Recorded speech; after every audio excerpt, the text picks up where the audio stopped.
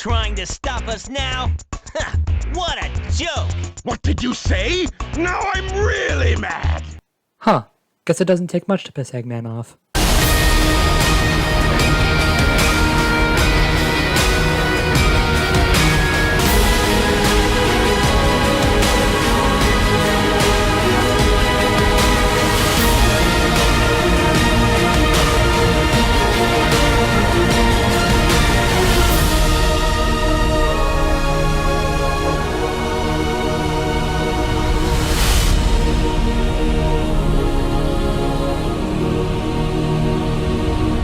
Sonic the Hedgehog.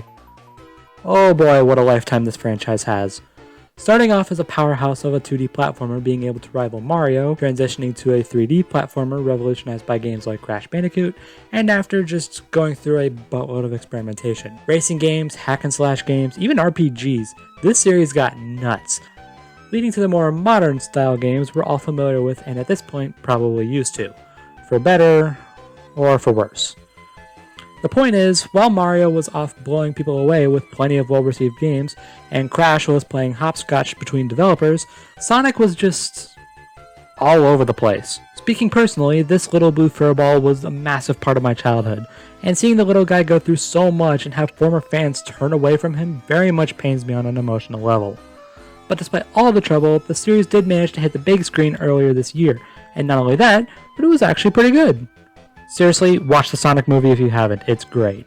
But where did this all start for me? How did I get introduced into the series? Well, if you saw the title, you'll know that's what this video is about. To celebrate the series' 12-year anniversary, SEGA's department that makes Sonic games, known as Sonic Team, real creative naming, I know, decided to give us a 3D version of the original Genesis games, known as Sonic Heroes. Released in December 2003 in Japan and January 2004 in America, Sonic Heroes launched with relatively mixed reviews. But I remember enjoying it when I was a kid, so I thought, hey, why not go through this game now and see if I'm still a fan? Turned out well when I did it for Transformers, so maybe this game can share the same fate. Oh, and just to clarify, I'm playing the PS2 version of the game for this review. Apparently it's the lowest scoring version of the game, so that could be an issue. But it's the one I own, and I already have a PS2 emulator downloaded, so we're here now. Shove off! So the game's story is done in a rather interesting way. The story is split into 4, following the perspective of 4 teams of 3 characters. In Team Sonic's story, Sonic the Hedgehog, Tails the Fox, and Knuckles the Echidna are warned by Dr. Eggman that in 3 days he'll conquer the world. With what? How? Don't know, don't care. Pretty straightforward. In Team Dark's story, Rouge the Bat infiltrates Eggman's base to find his secret treasure, but she stumbles upon the return of Shadow the Hedgehog. Huh, guess not even a fall from orbit can keep the ultimate lifeform down. In all seriousness, there is a little bit of hinting in both this and Shadow standalone game that this Shadow and the one from Adventure 2 aren't the same, but they don't go much of anywhere after that, so I'll just pretend they're the same and move on as to not give myself a massive headache. Anyway, before the idea of Shadow not being dead goes anywhere, he's attacked by E-123 Omega, a robot created by Eggman who's pissed at the Doctor for sealing him in this room. Rouge manages to stop the fighting and put the pieces together about not only Omega, but also the fact that Shadow has no memory of anything. So she makes them team up and go look for Eggman, for answers, treasure, and vengeance. In Team Rose's story, Amy Rose, Cream the Rabbit and her chow pet Cheese, and Big the Cat get a news article claiming that Sonic has kidnapped Cheese's relative, Chocola Chow, and Big's pet frog, Froggy. As for Amy, I guess she doesn't care that Sonic's being accused of kidnapping them, all she cares about is hooking up with him because of course. So the 3 set out to find them. In Team Chaotix' story, newish characters Espio the Chameleon, Charmy Bee, and Vector the Crocodile are hired by a mysterious client for... Actually, I don't know. They're given a lot of things to do. I say these 3 are newish because technically speaking, their first appearance was in Knuckles' Chaotix, which I had no idea existed until researching for this video. The more you know, I suppose. Apparently the devs found these 3 unique enough that they wanted to reintroduce them, and Takashi Iizuka, I'm hoping I'm pronouncing that right, considers them different enough from their debut game to be considered new characters with the same designs. So, yeah, it works for me. As for how these stories end, Eggman's Armada ships go boom, somewhat. Rouge finds an army of Shadowbots and realizes that the Shadow she and Omega have been working with is actually a robot. Again, way too confusing for me. Team Rose find their missing friends, and Team Chaotix find their capture client, who turns out to be Eggman. Oh, the twist. There is another part of the story, but I'll cover it later. Now, if you've seen my last review, you'll know that I'm totally okay with a simple story, and even more so for a series like Sonic. But I gotta give Sonic Team some appreciation for giving 4 teams a reason to either find Eggman, stop him, or both at the same time. Sure, they don't have to follow the same path and go through the same areas, but they do, and the interactions the teams have are kinda neat. And honestly, I prefer a simple story over no story at all, no matter what game series or genre it is. Besides, Sonic games aren't played for a novelty story, as far as I know. On that note, let's talk about the gameplay. So as I said earlier, Sonic Heroes plays similarly to the original SEGA Genesis era games, with the major difference being it's 3D, not 2D. There is quite a bit of platforming, but from what I can tell, it's not quite on the level of the adventure games. But I would know, I never actually played them.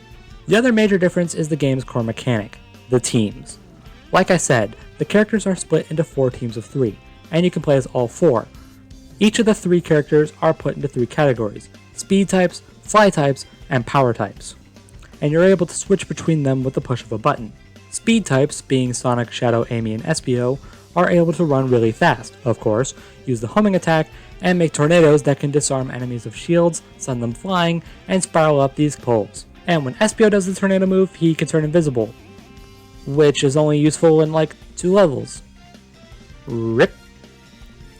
Fly types, being Tails, Rouge, Cream, and Charmy, are able to fly their teammates to places too far or too high for normal jumps to make, and can launch them as projectiles using Thundershoot, which can paralyze foes or one-shot them. Power types, being Knuckles, Omega, Big, and Vector, are able to float along fans with Triangle Dive, launch their teammates as explosive projectiles, or, well, what else? Hit them really hard. Defeating opponents and collecting rings fills up a meter at the top right of the screen, and once it's full, you'll be able to do a Team Blast, where all 3 teammates work together to perform a visually pleasing attack that kills any enemy on screen, except for bosses. One type is used for traditional ground travel, one is used for vertical platforming, and the other is used for ground combat. How can it possibly go wrong? Well, a lot of ways actually. Yeah, sad to say, but despite all the game's solid elements, this is not the incredible experience I remember it being as a kid. Let's get the major issue out of the way: the team-based story structure. Remember how I said that each team has their own story perspective? Well, that's the thing. In order to beat the game to its fullest, you have to play through all 4 of them. Yep, you have to play what is essentially the same story 4 times, which wouldn't be a problem if there were levels unique to specific teams, but nope, they're the same.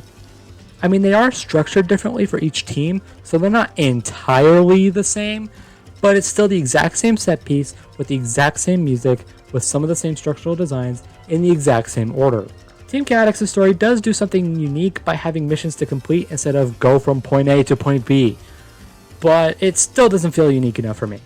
Unfortunately, my issues with this game don't stop there. Throughout each level, you'll get this weird cage thing that houses a key, and if you can keep it until you get to the end, you get to play the special stages.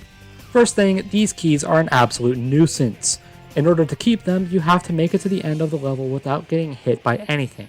And let me tell you, avoiding damage in this game is harder than it needs to be, and for 2 reasons.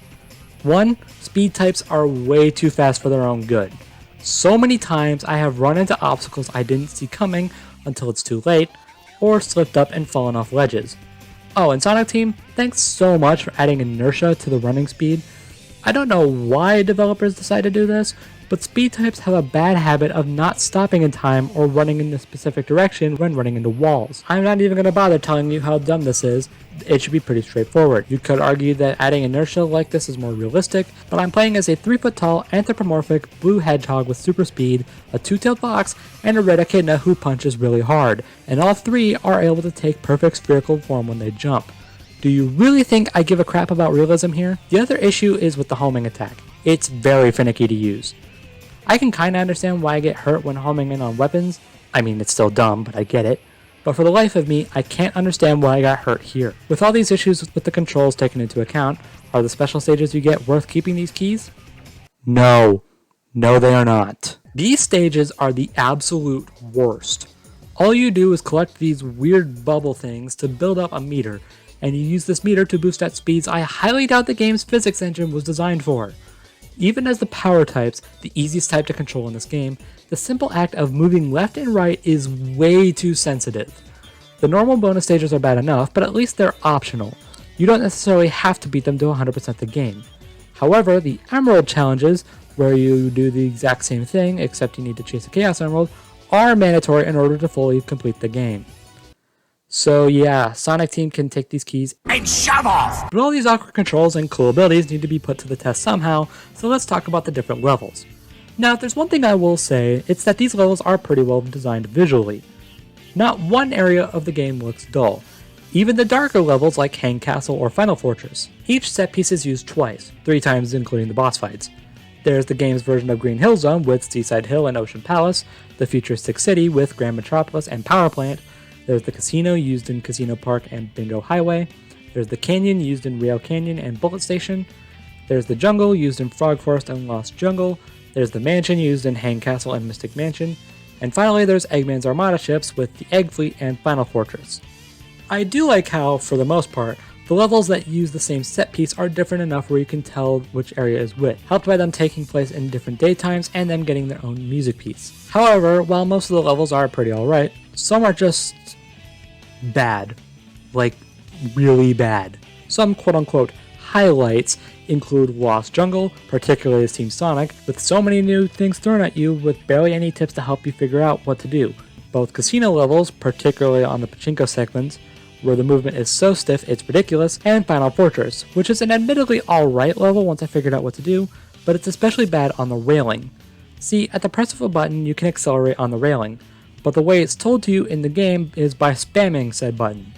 This does not make you accelerate, and I had no idea until I did this with Team Dark. What I should have done is hold down the button instead of spamming the crap out of it. Isn't that just swell? Really could have told me, game.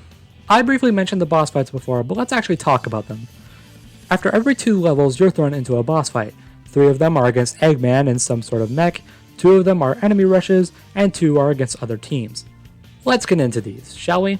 Egghawk, a giant bird bot with a machine gun in its mouth, and turrets manned by egg pawns in each wing. I definitely have the most nostalgia for this fight, and thankfully I still find it pretty alright. You basically just need to aim for the head, but you can take out the turrets and the fans so they're out of your way. Not a terrible first fight despite its difficulty. Or lack thereof. Team Fight, Team Sonic vs Team Rose, and Team Dark vs Team Chaotix. Why these 2 pairings specifically, I had no idea, but I don't really care because these fights are absolutely pathetic. Heck, here's what happened when I played Team Rose. Yep. Robot Carnival, and I guess by extension I'll cover Robot Storm as well since they're pretty much the same. They're enemy rushes, so if you know how to take down the enemies you're fighting, then have fun taking down a horde of them on a really small platform. Gonna be blunt, I freaking hate how small this platform is. These can be really frustrating to deal with as every team. Except for Team Chaotix. Their Team Blast gives them rings for every enemy they beat, and since rings are what fills up the meter, you can literally spam their Team Blast until everyone is dead. Egg Albatross, the Egg Hawk on top of a giant blimp on top of a, I guess, battleship? Basically, you have to take down each layer one by one. The first layer is easily the most annoying. First off, once again, the platform you're running across is ridiculously small. Secondly, every issue I have with the homing attack is utilized here, which sucks because fly and power types are borderline useless. They are way too slow and they have to stop running in order to attack. Luckily, spamming the homing attack on the blimp is super easy, and once you take those out, you're basically fighting the Egg Hawk again. Team Fight, Team Sonic vs Team Dark, and Team Rose vs Team Chaotix. Once again, it's the same as before, but why I'm separating this is because when playing as Team Chaotix, I got my butt handed to me by Team Rose. It was nuts. And then this attempt happened where I didn't even attack them and they wound up falling off the platform by themselves. Word of advice, do not let them use their Team Blast. It gives them temporary invincibility. And finally, Egg Emperor, and I'm just going to be blunt, I freaking hate this fight. Now, in modern Sonic games like Unleashed or Generations, you have a sidestepping ability, and I like to think that this fight is the reason why they added it. The Emperor, no, not that Emperor, is able to shoot beams from his sword, either vertically or horizontally. Horizontally is just a case of jumping over it, which sometimes works and sometimes doesn't, but vertically is a pain to avoid given the lack of a sidestep and the aforementioned fact that controlling the characters is ridiculously awkward. He's also able to shoot missiles that are easy to avoid, but he does stop on occasion where rocket launching turrets are waiting, and these are really annoying. You are able to destroy them pretty easily, but that wastes time you could be spending getting the actual big threat over with. Oh, and if you guys can keep up, don't worry, he'll come back to you with an unavoidable charge attack that will hit you. This fight is either controller snapping difficult or pathetically easy because you can swap to the fly types and spam Thundershoot, which will eventually take him down. Neither of which makes for a good final boss if you ask me. Now, it may sound like I have mostly negative feelings about this game, but that's not entirely true. Sonic Heroes may not be very well polished gameplay-wise, but it mostly makes up for it presentation-wise. I've heard mixed feelings about the game's visuals, but personally I think they're pretty good. As I mentioned before, the locations you have to traverse are well designed visually, and as for the character models, I think they're fine. For some reason they have this weird polished look to them that makes them look shiny, and while that is odd given the lighting and graphics of later games, I personally like the art style the models give off. As for technical stuff, I did play on an emulator, but unlike my Transformers review beforehand, I didn't seem to have any technical issues. Clipping was there, yes, but given the time period of this game, I can let it slide. But as far as glitches and frame rate is concerned, the game had very little if any, so yeah, good on you devs. But it's the audio where the game's at its finest. The voice acting is relatively solid given the age of the game. This is the last console Sonic game to use the voice cast prior to the ones used in the 4Kids dub of Sonic X, which overall is my favorite lineup of voice actors for these characters. This does mean that this is the last console game to feature actors like Ryan Drummond as Sonic and the late Dean Bristow as Eggman, before Jason Griffith and Mike Pollock took over. And I definitely prefer those two, but when not compared to their future counterparts, both Drummond and Bristow did a pretty good job as Sonic and Eggman. As for the rest, they mostly sounded fine, and I gotta say I love David Humphrey as Shadow. It's not great acting, but some lines, particularly from Adventure 2, sound freaking hilarious. Faker? I think you're the fake hedgehog around here. You're comparing yourself to me? Ha! You're not even good enough to be I'll my make you eat those words!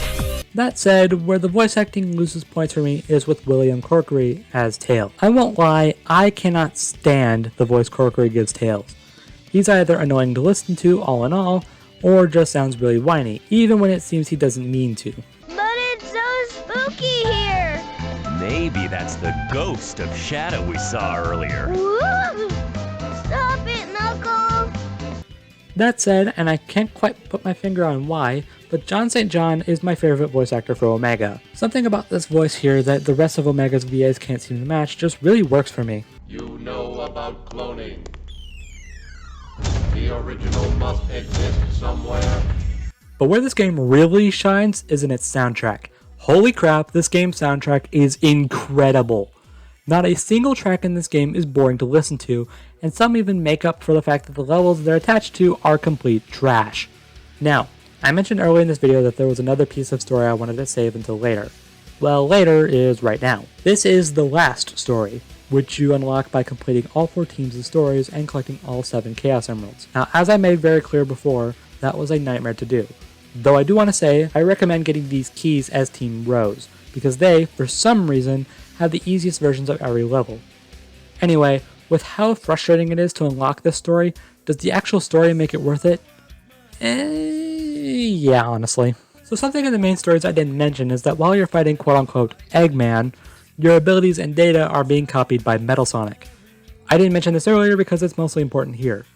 The last story opens where Team Chaotix's story left off, explaining that it was Metal Sonic who locked Eggman up, and with the copy power of all 4 teams, Metal transforms into a dragon? That's random, but really cool. And gameplay-wise, this story is one giant boss fight, and this fight is absolutely crazy and I love it.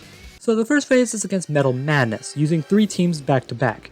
Rose, Chaotix, then Dark. Metal can shoot ice drills that can trap you and your teammates, flamethrowers, and missiles. The only way to damage Metal Madness is to hit the pretty obvious weak spot. But notice how the color of it changes. The color of the weak spot is depending on which team member he's currently immune to. Each member has their uses, but my personal recommendations are to use the Speed type's Homing Attack and the Fly type's Thundershoot. But this fight ain't over yet, as Team Sonic uses the Chaos Emeralds to transform into Super Sonic, Force Field Tails, and Force Field wait, what? Don't Tails and Knuckles have canon super forms? Whatever, I don't care, it's time to fight the now winged form of Metal Madness, the Metal Overlord. And this fight is freaking awesome. Your basic attacks are gonna do jack all to Metal Sonic now. Meanwhile, Metal can still shoot ice drills at you, and can also throw freaking armada ships at you. Countering Metal's attacks and collecting rings will fill up the team meter and use Team Blast, which is the only way Metal can be damaged. All this combines with probably my favorite track in this game, What I'm Made Of. Pretty easy to say that this is the best fight in the game, and the fight, plus the credits playing the main theme, is really satisfying after going through all the crap. So yeah, Sonic Heroes is an odd case. This game is objectively not very good. It's got clunky controls, abysmal special stages, and some of the worst levels I've played in a Sonic game. But that said, the game has a lot of solid elements that keep me from hating it. The solid graphics, decent voice acting, and fantastic soundtrack make even some of the worst parts of the game mostly tolerable. Emphasis on mostly. I can't forgive a game that does stuff like this or this, and I'm actually kind of sad that I don't like this game as much as I expected to. Being my introduction to the Sonic franchise, this game had a special place in my heart, and it still does, but Nostalgia Community can only carry a game so far. Though maybe it can carry another game better. I guess we'll find out next time. But for now, that's all I have to say, so thank you guys for watching, and I'll talk to you all in the next video. Bye everybody!